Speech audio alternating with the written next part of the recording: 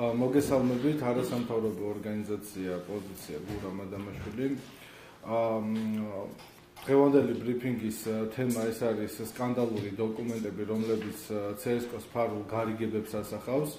არასამთავრობო ორგანიზაცია პოზიცია აგრძელებს თავისი მიმართულებიდან გამომდინარე სამოქალაქო სექტორის მონიტორინგს და ჩვენ მოვიძიეთ მასალები, რომელიც 2010-2014 წლებში CSKO-ს მიერ საგრანტო კონკურსის ფარგლებში გაცემულ გრანტების სკანდალურ დოკუმენტებს ასახავს.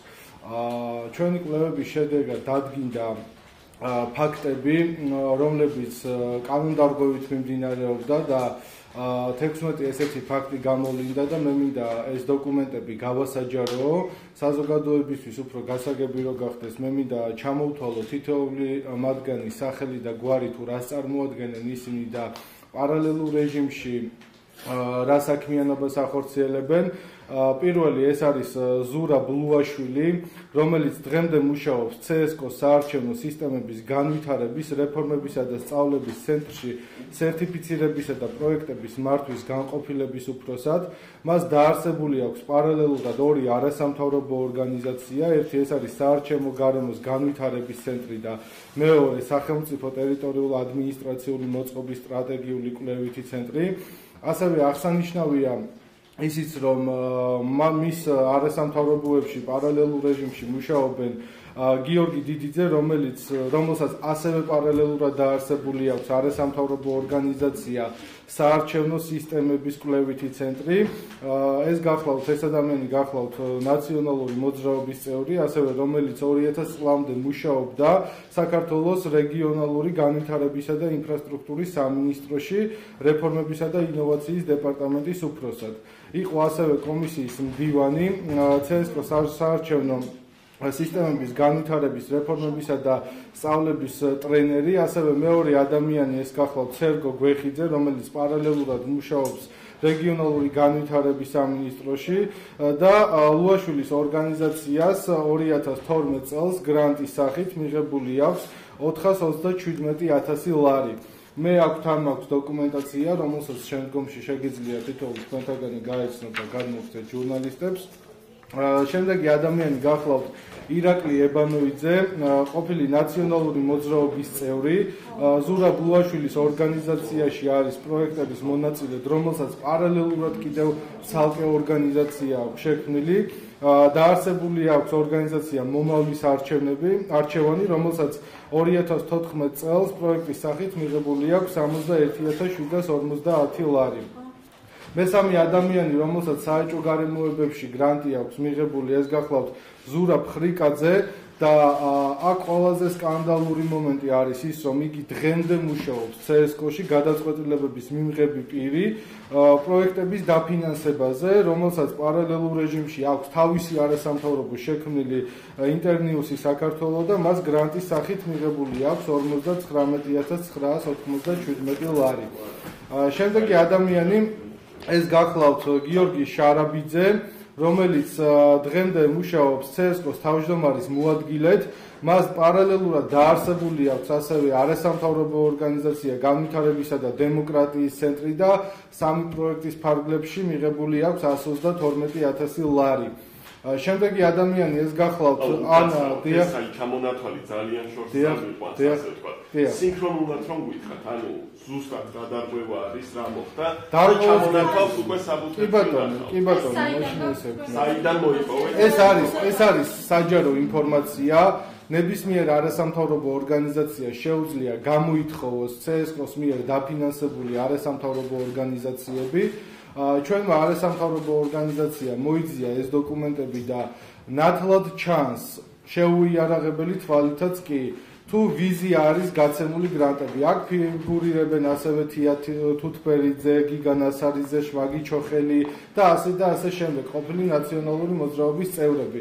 მაგრამ ჩემთვის ყველაზე შემაშფოთებელი და არასამთავრობო ორგანიზაციის პოზიციიდან გამომდინარე გახლავთ ის, რომ ადამიანები, რომლებიც დღემდე მუშაობენ CSKO-ში და რომლებიც არიან გრანტზე გამცემი უფლებამოსილი პირები, მათ პარალელურ რეჟიმში აქვს თავისი არასამთავრობო ორგანიზაციები შექმნილი და ისინი თავის არასამთავრობო ორგანიზაციებს აარსებენ და ყველაზე სკანდალური კიდევ ის გახლავთ, რაც კანონდარღვევა არის ამ შემთხვევაში, რომ პროექტების შესრულებაში, რომლებსაც ეს ადამიანები ახორციელებენ, პარალელურად ეს ადამიანები მუშაობენ სახელმწიფო სტრუქტურებში, სხვადასხვა სამინისტროებში.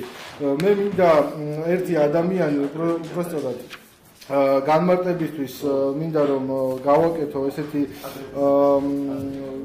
ხაზგასმა, მაგალითად ნანა ბღარაშვილი, ყოფილი ნაციონალური მოძრაობის წევრი, რომელიც იყო სააკაშვილის კანდიდატი CSKO-ს წევრობის თანამდებობაზე, იგი დღემდე მუშაობს საქართველოს საჯელახსრულების პრობაციისა და იურიდიული დახმარების საკითხთა სამინისტროში ადმინისტრაციული დეპარტამენტის უფროსად. ასევე არიან ძალიან ბევრი ადამიანები, იგივე თამარ კინწურაშვილი, რომელიც ყოფილი ნაციონალური მოძრაობის წევრია და გახსოვთ ალბათ ეს იყო საზოგადოებრივი მაუწყებლის ყოფილი დირექტორი, რომელიც ლევან თარხინიშვილმა წარადგინა. ასევე გახლავთ გიგა ბოკერიას, ანუ უშიშროების საბჭოს მდივნის მოადგილე და მისი გამგეობის წევრი ხათუნა კვესელავა პარალელურად მუშაობს საქართველოს საგარეო საქმეთა სამინისტროში. მე კიდევ ერთი ინფორმაცია მინდა უბრალოდ გავაჟღერო ამ დოკუმენტების საფუძველზე. ერთ-ერთი ესეთი ადამიანი, რომელმაც მიიღო CSKO-სგან დაფინანსება და ვფიქრობ, რომ ყველაზე საგანგაშო მომენტია, ეს გახლავთ ბესიკ დონაძე. იგი იყო ისნის რაიონის გამგებლის ყოფილი მოადგილე, რაც ინტერესთა კონფლიქტი იკვეთება ამ შემთხვევაში. მას დაარსებული აქვს ორგანიზაცია დემოკრატიისა და სამართლებრივი განვითარების საზოგადოება და მე მინდა ყურადღება გავამახვილო მისი გამგეობის წევრებზე. ეს არის ლაშა მელაძე, რომელიც 2014 წლამდე იყო საბურთალოს რაიონის გამგეობაში სოციალურ საკითხთა განყოფილების უფროსი. დავით ჯინჯოლავა, ასევე ეს გახლავთ ადამიანი, რომელიც მუშაობს პარლამენტში საპროცედურო კომიტეტის მთავარ სპეციალისტად. ზურაბ ლუაშვილი, იგივე CSKO სერტიფიცირებისა და პროექტების მართვის განყოფილების უფროსი. ნანა ბღარაშვილი, საჯელახსრულების სამინისტროს ადმინისტრაციის უფროსი და მათ აქვს 60,000 ლარამდე გრანტის სახით მიღებული. მე ვფიქრობ, რომ ეს შედეგი და ეს მონაცემი, დიახ, კანონსაწინააღმდეგოს გეტყვით რაც არის. კანონსაწინააღმდეგო არის პირველ რიგში არ შეიძლება ადამიანი, რომელიც მუშაობს არასამთავრობო ორგანიზაციაში, იგი პარალელურად მუშაობდა სახელმწიფო სტრუქტურაში, ეს ერთი კანონდარღვევის ფაქტია, რაც ინტერესთა კონფლიქტი იკვეთება ამ შემთხვევაში. მეორე უხეში კანონდარღვევა არის ის, რომ ადამიანი, რომელიც მუშაობს და პასუხისმგებელია გრანტების გაცემაზე და ხელს აწერს გრანტების გაცემაზე ამ შემთხვევაში, მას თავად აქვს არასამთავრობო ორგანიზაცია დაარსებული და არამც თუ სხვა არასამთავრობო ორგანიზაციას აფინანსებს იმ მიზნით, რომ არჩევნები ჩატარდეს სამართლიანად, არამედ თავის არასამთავრობოში ეკაჩება გარკვეულ თანხებს და ესეც უხეში კანონდარღვევაა, ეს არის ზუსტად თანამდებობის ბოროტად გამოყენება. ამ შემთხვევაში მე მინდა ხაზგასმით აუცილებლად მიმართო სამართალდამცავ უწყებებს, რომ გაითვალისწინონ აღნიშნული ფაქტი, გაითვალისწინონ არსებული დოკუმენტაციები. მე მზად ვარ ვითანამშრომლო ნებისმიერ სამართალდამცავ ორგანოსთან, რომელიც დაინტერესდება ამ ფაქტით და მივაწოდო აღნიშნული მასალები, იმიტომ რომ მსგავსი შემთხვევებით ვერანაირად ვერ შევქმნით მომავალ სამართლებრივ საარჩევნო გარემოს. ეს არის ძალიან უხეში კანონდარღვევა და ეს არის ვფიქრობ და მიმაჩნია, რომ არის ძალიან საგანგაშო მომენტი, იმიტომ რომ ქვეყანა ვითარდება, ქვეყანა ადგას დემოკრატიის გზას და ამ შემთხვევაში პარალელურ რეჟიმში მიმდინარეობს ფარულად სხვადასხვა გარიგებები, რომლებიც ასახავს კორუფციის სქემებს. ეს არის კორუფცია, იგივე კორუფცია არის ეს და აქ იკვეთება სხვადასხვა დანაშაული ნიშნები და მიმაჩნია, რომ ბიუჯეტის თანხები, ანუ სახელმწიფო თანხები, ეს არის ხალხის სახელმწიფო თანხები, არ შეიძლება ესე პირადი ინტერესებისთვის გაიხარჯოს და აქ დომინირებს არა დაუშვათ 20 ლარი, 30 ლარი, 100 ლარი, აქ არის 100,000-ობით ლარზე საუბარი და ამ შემთხვევაში პარალელურად კიდევ ერთხელ ხაზგასმით მინდა აღვნიშნო, რომ ადამიანები, რომლებიც გარკვეულ პროექტს ასრულებენ ის ადამიანები დღემდე პარალელურად მუშაობენ სხვადასხვა სამინისტროებში, საჯარო უწყებებში და ეს არის ძალიან დიდი უხეში კანონდარღვევა. და კიდევ ერთხელ მინდა მოუწოდო სამართალდამცავ უწყებებს, რომ გამოიძიოს აღნიშნული ფაქტი და დროულად მოხდეს შესაბამისი რეაგირების აღდგენა.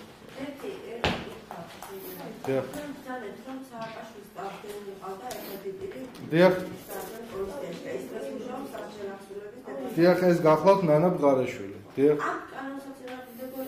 არა, კანონდარღვევა, გეტყვით რაც არის. კანონდარღვევა ამ შემთხვევაში არის, რომ ის რომ სააკაშვილმა წარადგინა კონკრეტულად CSKO-ს კანდიდატურაზე, ეს ერთი მომენტია, მაგრამ ეს ერთი მომენტია და ის პარტიული ნიშნით, რომ დღემდე 2014 წელს CSKO აფინანსებს ნაციონალური მოძრაობის არასამთავრობო ორგანიზაციებს, ეგ კიდევ ერთი ცალკე საკითხია, მაგრამ ეს ადამიანი კონკრეტულად, რომელზეც თქვენ კითხვა დამისვით ამ წუთას, დღემდე მუშაობს სასჯელო აღსრულების სამინისტროში საკმაოდ მაღალ თანამდებობაზე და კიდევ ერთხელ ხაზგასმით მინდა აღვნიშნო, რომ ეს არის კანონის უხეში დარღვევა, ინტერესთა კონფლიქტი, როდესაც ადამიანი მუშაობს არასამთავრობო ორგანიზაციაში გარკვეული პროექტის მიმართულებით და პარალელურად მუშაობს სახელმწიფო სტრუქტურაში და იგი მას დეკლარაციები აქვს, აქ მე მაქვს დოკუმენტები.